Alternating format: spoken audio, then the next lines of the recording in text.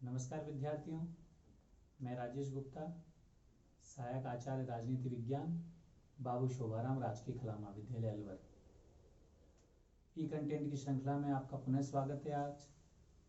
आज हम BA part 3 political science में जो फर्स्ट पेपर है पाश्चात्य राजनीतिक विचारक, उसके अंतर्गत प्लेटो के आदर्श राज्य संबंधी विचारों का अध्ययन करेंगे।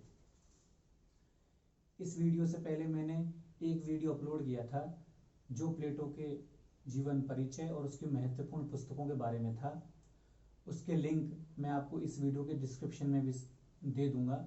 इसके अलावा इसके जो पीडीएफ नोट्स हैं उनके लिंक भी आपको मैं इस वीडियो के डिस्क्रिप्शन में दे दूंगा ताकि आपको अध्ययन करने में सुविधा रहे। अब हम बात करते हैं प्लेटो के आदर्श राज्य की।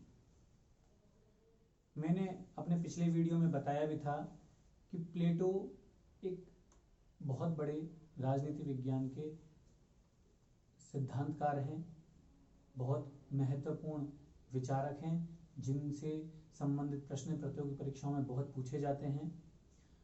प्लेटो सुकरात के शिष्य थे और सुकरात बहुत बड़े दार्शनिक थे।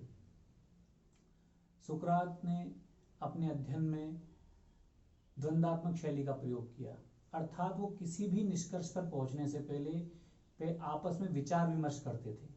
वो किसी भी तथ्य को निष्कर्ष के रूप में स्वीकार करने से पहले वो सभी लोगों से विचार विमर्श कर वाद विवाद करके फिर तर्क के आधार पर वो सत्य के निष्कर्ष पर पहुंचा करते थे। लेकिन ये बात उस समय के जो तत्कालीन राजा थे एथेंस के, उनको पसंद नहीं आई।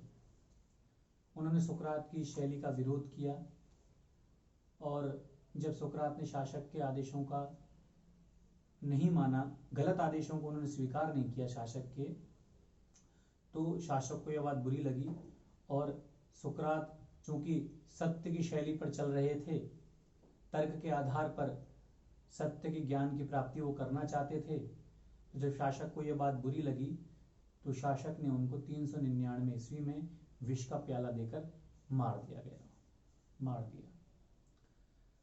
चूंकि सुकरात के बहुत प्रिय शिष्य प्लेटो थे, जब प्लेटो की आयु 20 वर्ष थी तब वो सुकरात के पास अध्ययन करने के लिए गए और जब 399 ईस्वी में एथेंस के शासक ने सुकरात को जब जहर का प्याला देकर मार दिया तो इस घटना का प्लेटो के जीवन पर बहुत बड़ा व्यापक प्रभाव पड़ा। उनको एथेंस की जो कथित जो लोकतांत्रिक व्यवस्था है उसे नफरत पैदा हुई। उनको ये बिल्कुल सही नहीं लगा कि एक व्यक्ति जो सत्य के राह पर चल रहा है, जो तर्क के आधार पर वाद विवाद की प्रक्रिया के आधार पर वास्तविक रूप में सत्य के निष्कर्ष को प्राप्त करना चाहता है, उसको शासक ने पसंद नहीं किया। तो इस घटना के बाद प्लेटो ने एथेंस को छोड़ दिया और विश्व भ्रमण पर निकल गया और उसने जो अपने विचार दिए, उनके विचारों में तर्क की शैली, सद्गुण की शैली, वाद विवाद की शैली जो नजर आती है उसके पीछे सुकरात का ही दर्शन है। तो इस प्रकार प्लेटो के जीवन पर, प्लेटो के अध्ययन पर सुकरात का सबसे ज्यादा प्रभाव पड़ा है। जब हम प्लेटो के आदर्श राज्य संबंधी विचारों को देखते हैं, समझने की कोशिश करते हैं, तो वहां पर भी सुकरात का बहुत बड़ा व्यापक प्रभाव है। क्योंकि सुकरात की जो घटना हुई सुकरात के साथ 399 ईस्वी पूर्व में जहर का प्याला देकर उनको मार दिया गया, उससे तत्कालीन जो एथेंस की लोकतंत्रीय व्यवस्था को प्लेटो ने स्वीकार नहीं किया और इस जो अलोकतांत्रिक जो निर्णय हुआ उसके विरोध में प्लेटो ने एक दार्शनिक राजा का कॉन्सेप्ट दिया, दार्शनिक राजा का विचार दिया और एक इस रूप में एक आदर्श राज्य का उसने सिद्धांत प्रस्तुत किया। प्लेटो कहता है कि जो वर्तमान में जो राज्य हैं, वर्तमान में जो नगर राज्य हैं, वो स्वार्थी लोगों से भरे हुए हैं, अनाड़ी लोगों से भरे हुए हैं। ये वास्तव में लोकतांत्रिक नहीं हो सकते। इनके स्थान पर एक आदर्श राज्य होना चाहिए। वो आदर्श राज्य कॉन्सेप्ट देता है और आदर्श राज्य की वो बताता है आदर्श राज्य में कि कौन कौन सी उसमें विषय वस्तु, उसमें कौन कौन से बिंदु होने चाहिए। सबसे पहले वो कहता है कि किसी भी राज्य का जो निर्माण है वो ओक या चट्टानों से नहीं होता, वो चट्टानों से नहीं बनता कोई भी राज्य। वो राज्य बनता है उस राज्य में रहने वाले लोगों के चरित्र से, लोगों से वो राज्य बनता है। तो राज्य का निर्माण मनुष्य से मानता है। और इस बात को कहने के बाद वो कहता है कि हर मनुष्य में 3 तत्व देखने को मिलते हैं। हर मनुष्य में आपको विवेक मिलेगा, बुद्धि मिलेगी आपको, हर मनुष्य में आपको साहस भी मिलेगा, और हर मनुष्य में कुछ अंश आपको लालसा का भी मिलेगा। इस प्रकार वो कहता है प्लेटो कि हर मनुष्य में 3 तत्व देखने को मिलते हैं, एक विवेक या बुद्धि, दूसरा साहस, तीसरा संयम या लालसा जिसे अपन कहें। लेकिन ये तीनों जो तत्व हैं इनका जो अंश है हर व्यक्ति में अलग अलग होता है। उदाहरण के लिए किसी व्यक्ति में बुद्धि या विवेक का स्तर ज्यादा है, किसी व्यक्ति में साहस की मात्रा ज्यादा होती है, और किसी व्यक्ति में जो लालसा का जो तत्व है वो अधिक मात्रा में होता है। इस प्रकार हर व्यक्ति में इन जो 3 तत्वों का जो स्तर है वह अलग अलग होता है। इसी आधार पर प्लेटो बोलता है कि जिस प्रकार व्यक्ति में 3 तत्व होते हैं उसी प्रकार राज्य का निर्माण भी इन 3 तत्वों के आधार पर किया जाना चाहिए। अर्थात सबसे पहले जिस व्यक्ति में जिस तत्व की प्रधानता है उसे उस वर्ग में स्थान दिया जाना चाहिए, और इस प्रकार राज्य में 3 वर्ग होने चाहिए। उदाहरण के लिए जिस वर्ग में विवेक ज्यादा है, बुद्धि ज्यादा है, उसे शासक वर्ग में स्थान दिया जाना चाहिए, उसको शासन का कार्यभार दिया जाना चाहिए। जिसमें साहस ज्यादा है उस वर्ग को सैनिक वर्ग में स्थान देना चाहिए। जिन लोगों में साहस की मात्रा ज्यादा है उन्हें सैनिक वर्ग में स्थान देना चाहिए। और तीसरा है जिसमें लालसा तत्व है, संयम है, वो तीसरा वर्ग है उत्पादक वर्ग। अर्थात जिनमें लालसा तत्व की प्रधानता है उन्हें उत्पादक वर्ग में स्थान दिया जाना चाहिए। इस प्रकार राज्य में 3 वर्ग होने चाहिए। जिनमें विवेक की प्रधानता है वो शासक वर्ग, जिनमें साहस की प्रधानता है वो सैनिक वर्ग, और जिसमें लालसा की प्रधानता है उसे उत्पादक वर्ग में स्थान दिया जाना चाहिए। इस प्रकार राज्य में 3 वर्ग होने चाहिए। लेकिन प्लेटो आगे एक बात और बोलता है कि एक बार जिस व्यक्ति को उसमें जिस गुण की उसमें प्रधानता है उसके आधार पर जिस वर्ग में स्थान दे दिया जाए। उदाहरण के लिए यदि किसी व्यक्ति में विवेक तत्व की ज्यादा प्रधानता है और उस व्यक्ति को हम शासक जो वर्ग है उसमें स्थान दे दें, तो एक बार स्थान देने के बाद उसे अपना वर्ग चेंज करने की, वर्ग को परिवर्तित करने की अनुमति नहीं है। एक बार वो शासक वर्ग में सम्मिलित हो गया तो उसे अपना शासक वर्ग के स्थान पर उसे सैनिक वर्ग या उत्पादक वर्ग में जाने की अनुमति नहीं है। एक बार व्यक्ति को उसमें जिस गुण की प्रधानता है उसके आधार पर जिस वर्ग में उसे स्थान दे दिया जाए उसे उसी वर्ग में रहना होगा। तो इस प्रकार प्लेटो कहता है कि जिसमें विवेक तत्व की प्रधानता है वो शासक वर्ग में उसे स्थान दिया जाना चाहिए, जिसमें साहस की प्रधानता है उसे सैनिक वर्ग में स्थान दिया जाना चाहिए, और जिसमें लालसा तत्व की प्रधानता है उसे उत्पादक वर्ग में स्थान दिया जाना चाहिए। इस प्रकार राज्य में नागरिकों के गुणों के आधार पर उनके 3 वर्ग होने चाहिए, और एक बार जिस व्यक्ति को जिस वर्ग में स्थान दे दिया उसे दोबारा अपना वर्ग चेंज करने की, वर्ग को परिवर्तन करने की अनुमति नहीं है। वो बोलता है कि जो विवेक है, जो विवेक का गुण है वह स्वर्ण की तरह है, सोने की तरह है। जो साहस है वो चांदी की तरह है, और जो लालसा है वो लोहे या पीतल की तरह है। तो इस प्रकार राज्य को वो गुणों की साझेदारी मानता है। और प्लेटो बोलता है कि जब शासक वर्ग अपने कर्तव्यों का पालन करेंगे, जो उनमें विवेक की प्रधानता है इसलिए जब शासन का कार्य संभालेंगे, इसके अलावा जो सैनिक वर्ग है वो अपने कर्तव्य का पालन करेंगे, और जो उत्पादक वर्ग है वो अपने गुणों जो उनको प्राप्त हैं उनके आधार पर जब अपनी कर्तव्य का पालन करेंगे, तब उस राज्य में जो चौथे सद्गुण है वो न्याय की स्थापना होती है।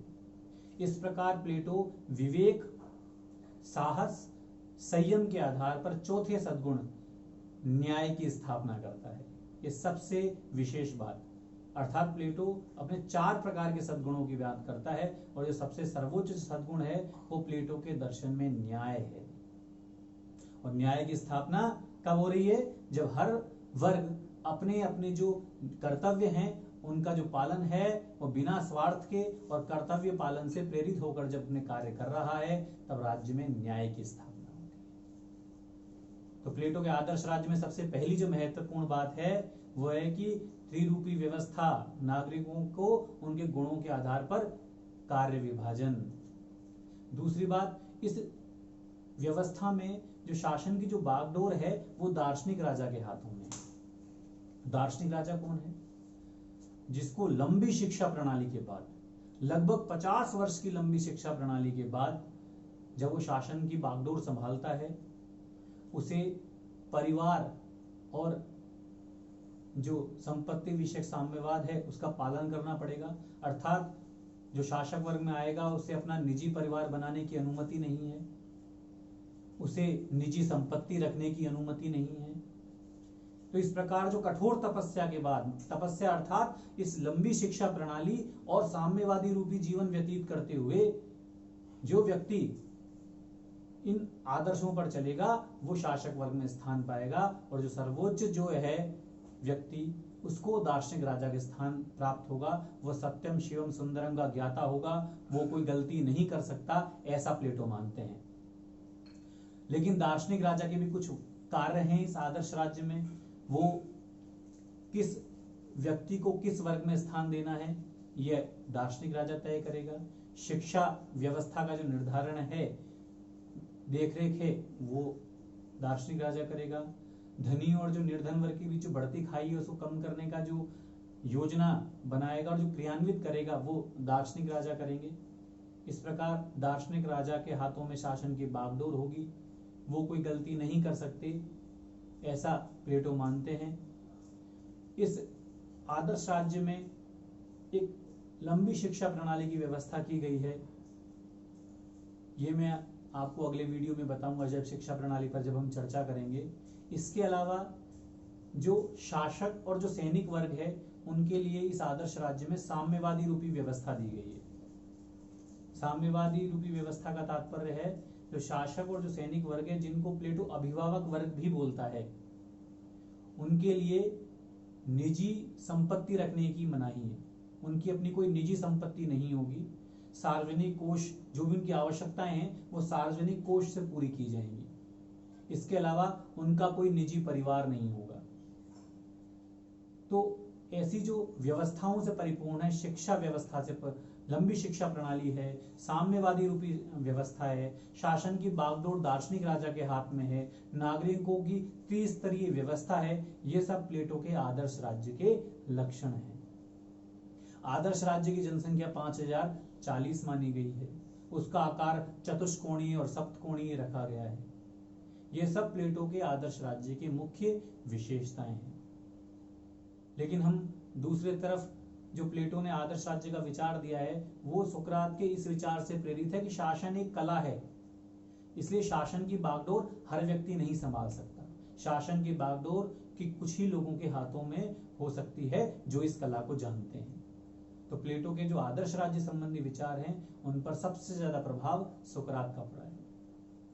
लेकिन मैं अभी पूर्व बताया आलोचनाओं पे मैं जब बात करता हूं इसकी, तो बारकर कहते हैं कि चूंकि प्लेटो के आदर्श राज्य की बागडोर दार्शनिक राजा के हाथों में है और दार्शनिक राजा कभी भी सर्वशक्तिमान हो सकता है, निरंकुश हो सकता है। बारकर कहते हैं कि प्लेटो का ये विचार कल्पनावादी भी है, कल्पनाशीलता इसमें नजर आती है। बारकर के अनुसार प्लेटो का आदर्श राज्य कवि की कल्पना की तरह है जिसे साकार रूप नहीं दिया जा सकता, और राजा निरंकुश भी हो सकता है क्योंकि सारी शक्ति उसके पास है। ये बारकर के कुछ आक्षेप हैं। इसीलिए बारकर ने प्लेटो के आदर्श राज्य को प्रबुद्ध निरंकुशवाद की संज्ञा दी है। प्रबुद्ध क्यों? क्योंकि सारी सत्ता है वो दार्शनिक राजा के हाथों में आते हैं, जिसके लंबी शिक्षा प्रणाली से उसे शासक वर्ग में स्थान दिया गया है, लेकिन क्योंकि वो निरंकुश हो सकता है इसलिए इसे प्रबुद्ध निरंकुशवाद की संज्ञा दी है। एक अन्य महत्वपूर्ण विद्वान कॉर्ल पोपर ने तो प्लेटो को बंद समाज का सिद्धांतकार अर्थात खुले समाज का शत्रु कहा है, क्योंकि सारी सत्ता की जो चाबी है वो सब दार्शनिक राजों के हाथों में है। तो वो स्वतंत्रता के दृष्टिकोण से प्लेटो के इस विचार की आलोचना करते हैं। लेकिन फिर भी देखा जाए, वास्तव में देखा जाए तो प्लेटो का आदर्श राज्य एक वास्तव में बहुत बड़ा एक राज्य का आदर्श मॉडल है।